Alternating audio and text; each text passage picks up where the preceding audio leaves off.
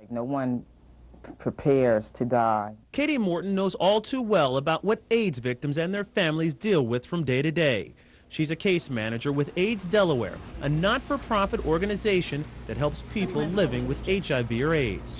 When one of her clients died suddenly, she says the family did not have enough money to give her a proper funeral. They couldn't believe it, that the family member had passed, and making the funeral arrangements was like the least thing on their mind. But thanks to a new program developed by AIDS Delaware and Christ Episcopal Church, the family's funeral arrangements were taken care of without them ever having to spend a dime. It was something that we were very interested in doing, and there was a definite demand for that program. Over a year ago, Executive Director of AIDS Delaware, John Baker, says his organization, along with Christ Church, developed the Magdalene Ministry to help indigent AIDS victims. His mission, to give these AIDS sufferers a dignified goodbye when their own families do not have the money or resources to pay for it themselves. It's really been a ray of light to many families to learn of the program, and it's been very well received by the families,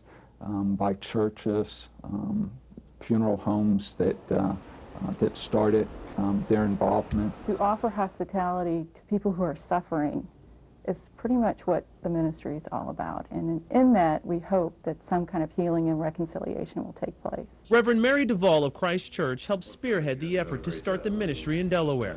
She, along with AIDS Delaware, helped bring churches and funeral homes on board throughout the area to donate their services. For now, she says the ministry can only provide cremations because of the expense.